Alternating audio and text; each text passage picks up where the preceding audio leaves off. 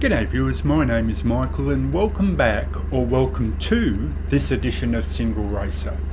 And that's because the whole reason of this video is to try and show you in practical terms how slowing down just a little could actually make you faster. And now if you want to skip straight to the tutorial, I'll have the time link in the description, but it might still be worth listening to this first section because I want to explain the details of how this video even came about and some of the tips that might help you in the latter part or the second half of this video. Okay, so I want to show you in the next video my prize for coming 5th in a tournament that was run by Mike Smith over at Sim Racing 604. But for the people who don't know, the competition was a tournament held over 5 weeks where each week just before our Hotlaps, Mike Smith gave us a random car and track on Assetto Corsa and we had to do our best times, and the winner of that got a fantastic prize of a lifetime membership to Race Sim Studios and their whole collection basically. And the person that won it, whose name is Marco Pejic, and I hope I've got that right, Marco, but he not only won the competition, but he got a perfect score and won every single round of the 5 rounds of the tournament, but also just unbelievably broke the world record on RSR because the competition was held on RSR, and he broke the world record on all of those 5 stages of the competition. Now I'm just touching on it briefly here, but I'll go into more detail in the next video. I'll probably make it a 2-parter video just so I can cover all these fantastic results. But essentially what this video is, or how it came about, was because Marco is one of those rare people that you don't come across very often that was so willing to not only share the replays on his channel here, but also within the Sim Racing 604 website shared some tips, things like how to best take a particular car and track course, or gave us his setups and just shared everything and didn't care whether any of us beat him, but of course none of us did.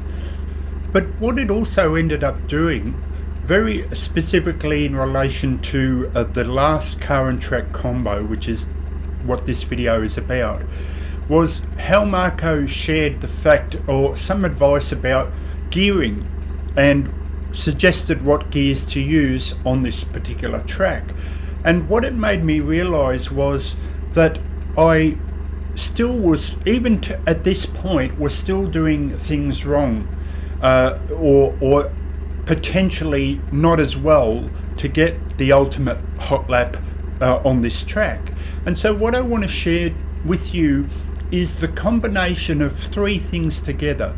Now firstly, if you are doing any sort of hot laps, or maybe like qualifying for races, but essentially where you are on your own, you're trying to beat your own time, even though you might have in qualifying cars around you, but essentially you're running within yourself, how the ghost car can really help your practicing for that particular car and track combination. The ghost car is so beneficial, especially in the sense that it allows you in practice to test multiple ways to come into a corner, but very specifically a set of corners. So if you're coming into a corner and then the next corner as a result is all wrong, or you're all out of shape, is how maybe to then change that so that you're not only good for the first corner but the second corner as well. And this track here is very good at showing you that.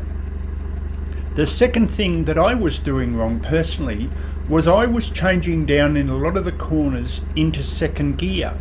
Now in my mind I thought that was the fastest way, but what I realise now after Marco's advice, and especially getting to view his hot lap, and I'll have the link to that hot lap in the description, but was how he suggested not to go down to second, and it made me aware that what I was probably doing was, even though I thought that was the fastest way to go through the corner, but by changing down to second, I was arguably almost using it as a brake. So almost braking myself. If you've ever, for those of us who drive manual cars, if you've ever just changed it down to a lower gear and let the clutch out and just let it roll, you know that the manual car can act like a brake. So in that sense, it was almost like I was braking and making myself slower. And now I have to stress at this point, when I say Marco's laps, the amazing thing about Marco was that he was willing to share these laps during the actual competition. So in other words, for that particular week's car and track, he had already uploaded the replay video that we could all watch and improve if we felt we wanted to off that video while the actual race was going on, so that we could try and better our hot laps during that weekend. Which, you know, I just applaud you, Marco, for doing that, and I thank you very much. And it was a real learning curve for me, even though I felt that I was already at a high standard. And I think that's the thing we have to share, is that the fact that as a group of, or a community of sim racers, if we're willing to share our advice and the tips we learn along the way, it's like a big jigsaw puzzle, and you're just missing a couple of the pieces of the jigsaw, and then other drivers like Marco come along and say, here, I recommend. So when he said don't go down to second, or I advise you not to go down to second, you can do it of course if that suits your driving style, but my advice is not to go to second. What I realised also was that by going down to second, it puts me in a higher rev range, and what it was doing was, it was making my wheels spin, but also I was coming in so hot that as I was changing down to second, you'd get kind of like torque lock up in the back wheels, and I'd be constantly on and off the throttle. Now if you look at that map, this map here of just a general typical L-shaped corner or curved corner, if you look at A and B, the times that I am on and off trying to steer and correct and get my car back into position, the overall from A to B ends up being slower. So when I say I want to try and show you how I learnt that by being slower can actually make you faster, I know that that can be misleading. What I mean is essentially is maybe if you're more patient, so that as you come into the corner and ease off and don't go in so much that you're understeering and having to go on off the throttle to correct your car all the time, you can actually be faster overall by just waiting, by just being patient and coming into the corner, setting up the corner so that even though I keep saying that my style is slow in fast out, I was probably going in too hot still and learning by this whole adventure. And by coming into the corner in third instead of second, you're less likely to spin the wheels for a start.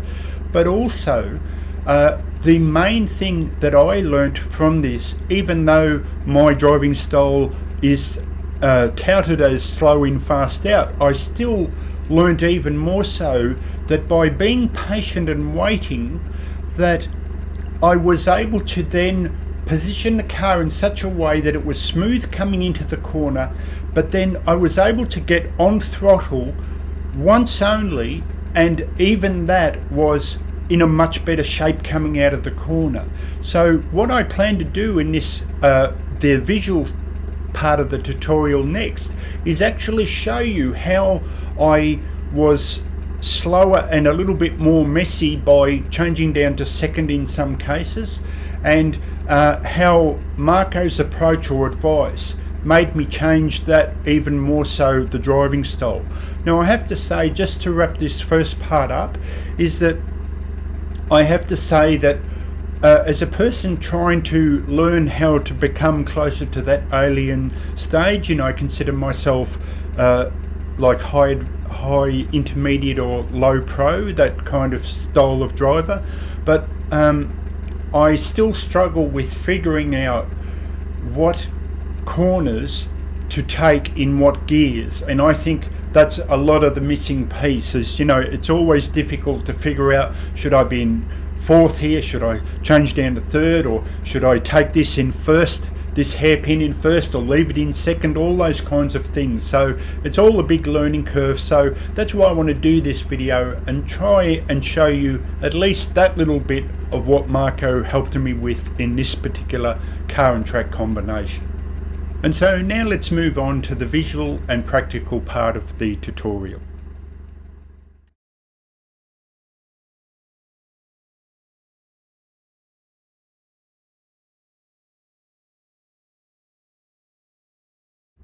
Okay folks, so let me put my crash helmet on now, and what I hope to do here, unfortunately I can't show you the ghost car other than you'll be able to see the ghost car in front of me, and that's because the ghost car is already set to my Hotlap that helped me get 5th place in the tournament. So I doubt I'll be able to match that time, because that was after about 5-6 hours of really pushing it hard. But what I do want to show you here is I'm going to use an expression. It might get pretty repetitive, but it's just the easiest way to explain it to you. And I'm going to show you the example of the two terms. One I'll use is push, push, push, and the other I'll use is wait, wait, wait. And it to me, it just helps show how I overdrove the track initially until I watched both Marco's Hotlap. Like I said, I'll have a link to that in the description, but also how he advised to take the corners in third, keeping the revs down and not overdriving and therefore understeering into the corners. Now what we'll do is we'll just do a siding lap first, and what I'll do is I'll over exaggerate just to make the point a lot easier, because I haven't got the ghost card to show you the difference. I'll overdrive deliberately to show you about how what I was doing is, even though I'm using a slow in fast out, I'm still overcorrecting a lot of times and having to take my foot on and off the throttle to keep balancing the car, trying to get through the corner. And I realised that in trying to get a hot lap on this track, that was the wrong way to go about it. So I'll try and give you two examples. Now, one thing, if you haven't seen it yet, for those of you that are real beginners and might not be aware of the app, I've just got to, I've drawn a blank on it. SIDEKICK here will show you the difference between how you're doing on your laps. So when I do a full lap, it will start counting down the time from my previous lap and show me if I'm up or down. So to me, that is actually just as good, especially if you're qualifying, because in qualifying you can't have the ghost car on, of course. So you could use the ghost car in practice to test between how to take a corner, and then use SIDEKICK, which you can have permanently on in qualifying and racing, and it helps to see if you're up or down. So I'm going to use that to kind of hopefully show you what I mean. Now the reason I'm just cruising around the course is I want to show you this one particular track, set of corners, and how overdriving, so I'm going to deliberately just overdrive that particular corner, and how I was constantly mucking up the second corner. So it's a S shape, and by coming in too hot on the first part of the S, I was constantly mucking up the corner and therefore not getting myself in the best position by using the term push, push, push instead of wait, wait, wait.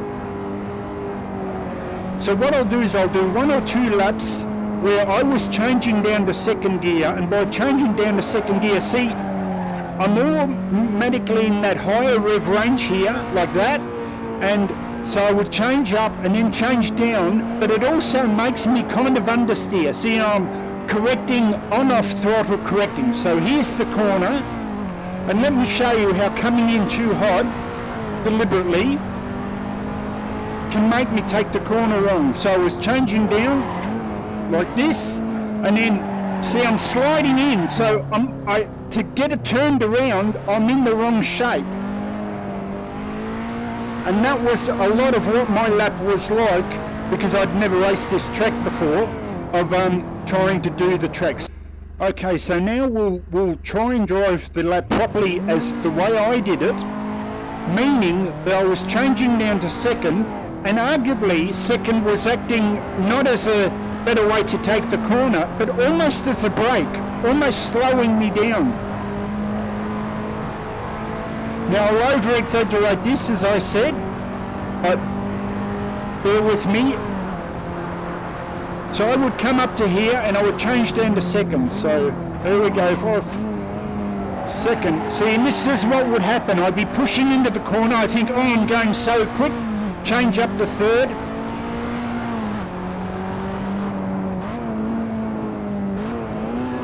See, and that's what I would get. I would get that high throttle, and it'd be pushing like this, and I'd be on, off, trying to straighten. So if you've ever had that feeling, that's the thing of the difference between slightly overdriving. Now I'll do it again here, but again, a little bit deliberately. So come in, change down, but see, I'm coming in a bit too hot. So I'm constantly pushing, constantly having to go on, off the throttle. Now this corner is pretty straightforward, you do slide a little bit, but here again. So I would change down to second like this. I'd be pushing, see, trying to get the maximum grip, but I'd be at the full throttle range, like here, see, and trying to put the power down, and then the wheels would spin because I'm in that higher rev range. So that's the difficulty, and especially this one, where I would change down to second, see, and it would want to slide, but I'd be kind of in the wrong, see, like that, I'd be in the wrong saying you cut the track, so that position, and I'd be constantly pushing. So let me do one more, a bit more seriously, but again, in the way I was doing it. Sorry, I'm just not focusing here, but so I'll try and go a bit faster. And I'll use the term that I was saying, push, push, push, to try and highlight what I mean. So, brake at the marker, down to second, push. See, it's pushing wide, so I'm off the throttle, trying to hold it.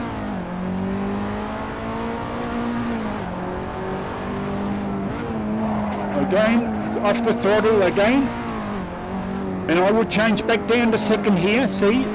So, see, I'm kind of always on the edge because of the motion of the wheels spinning, with the fact that I'm going too hard, thinking I'm going faster, but it's actually pushing me outward, making me understeer. Again, I'll over-exaggerate it slightly here. See, so I would push, thinking I'm going faster, but then I would have to take my foot off to actually get it back again. Push again, here, see, push wide, take it off. So I'm constantly more off the throttle than on. Again, balancing it, second gear, see, trying to, again down to second. Driving as seriously as I can, but it would always sort of, because I'm in that higher torque range, the wheels would be spinning, I can't get the traction down, and so in a case like this, where I struggled to kind of get the shape, see, and I'm constantly fighting that higher rev range of second gear like that, trying to get the balance. Okay, so now let's try it, changing from push, push, push to wait, wait, wait, and let me try and show you how that works. Okay folks, so now I'm going to do the same thing again, but using Marco's advice about using third instead of second, both because it doesn't make second behave like a brake and actually slow you down. Second, because it stops wheel spinning and therefore pushing you out sideways. And the third thing is I want to show you here next to the zeros on SIDEKICK how you can see if you're up or down by using these different techniques and trying to work out for yourself what gear you feel might be better on a particular car and track combination.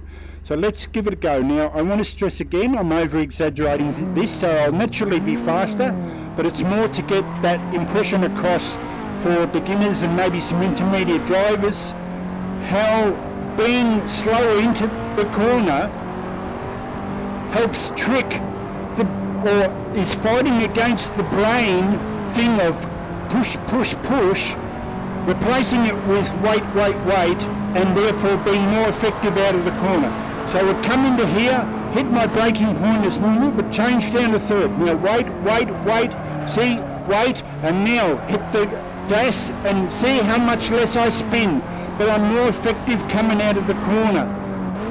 Again, wait, hold, again on the corner. Don't change down to second. Wait, wait, wait, wait, wait, and now see I got more speed coming out of the corner. See, now unfortunately I haven't got a time for some reason, I'm having trouble with that, but see how the ghost car isn't losing me now. And again here, so I was overdriving, still fourth gear, the same gear, but see, wait, wait, wait, come in nice and tight, wait, and now hit the accelerator, see? And it's much faster. Now here's pretty straightforward, just turn in, but again, third instead of second, but here's a great example, wait, wait, wait, wait, turn, see, and I'm much faster. I'm not sliding, I'm not understeering, again, no change down to second, wait, wait, wait, see, boom, straight on. You, of course, have to correct, and if you watch Marco's video, he corrects occasionally, but see how you take the pushing of the gear. Now here's the most important one, change down to third, wait, wait, wait, ease off, nice and tight, see, in a straight line as much as possible there. Now that was bad, but I'll try it again. Another lap, change down, come around here. Now you are of course going to slide somewhat because your whole speed base is on the threshold of the limit. But if you can keep that sliding to a minimum, you'll be much quicker. So here I am, faster than the ghost car already. So brake at the same point, just change down to third, and wait, wait, wait, wait. See, it feels slower, but look how much faster you are coming out of the corner. A little bit of correction because you're naturally going quick. So again, change down to third, wait, wait, wait, straighten it up, that's it.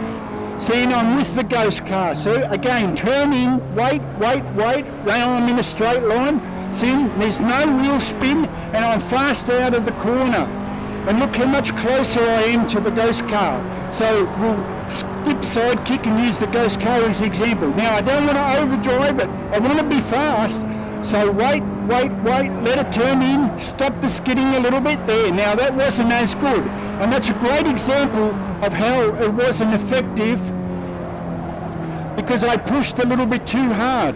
So again, instead of second, change, but wait, let it turn in, that's it. See, I'm staying with my ghost car. So again, change down to third, but not second. Wait, be patient. See, it feels so slow, but see how well you come out of the corner. And that's the thing, but the main one is setting up the second corner when you have two corners in a row. So again, brake early, let it gain grip, turn, see, and then you can turn for the second one. It feels so slow, but believe me, it's so much quicker, and I'm staying with my ghost car. And that's an example of how just easing off slightly can actually make you so much quicker. And there I am, look at, if you, for some reason my SIDEKICK is playing up, I don't know why, but see, I'm up again. So let's see if I can be even quicker again, given I mucked that one corner up. Okay folks, so now let's try one flying lap. I've put up my ghost car time, my flying lap time, and let's see how close I can get to it, replacing the push with the wait. So I'm going to brake just before the 100 metre mark as normal, but change down to third instead of second. See, and here, wait, let it turn in, that's it. Turn in beautifully. And only one accelerator thing. Here I want to shape the corner better. So I come out wide in third, see, but instantly ease off, that's it, and let the car turn in. Wait, that's it. See, and it feels so slow. That's the fight against your brain to think, if I push, I'm faster, but you're actually not. It's a constant battle between the best lines. So here again, I take this in fourth, but see, I ease off and let it turn in. Wait, here till I can plant the foot.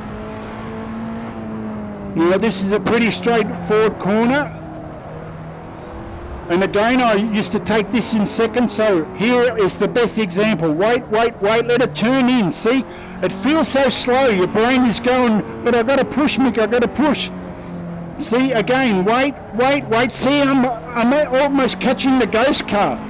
And it's that psychological battle that you have, but this is the big one. This is where now Marco changed it for me, where I changed early, kept it in third, but see, I'm able to shape the corner so much better. See, wait, let it straighten up, and I'm right with the ghost car. So, let's hope I get this last bit right. That's it, ease on, power on, that's it. And Marco's advice was full power through this corner. You're right on the edge, but that's it, beautiful. That was badly taken, that little bump there, but you get the idea. And there we go, a 149.78, and I did a 149.4. So I am definitely happy with that time. So I hope this helped someone at least, that it's learning that balance. And you know, I do say again that this is the hardest part about sim racing is, do I, you know, keep it in third, or change to second? That's all the learning curve, and I just hope that in that large jigsaw puzzle that is sim racing, I've helped maybe put a one piece in for you to think about. And trust me, it's not me, but it's Marco Pejic, and I thank him very much for it. This is Michael signing out for Single Racer. I'll catch you next time. See you later.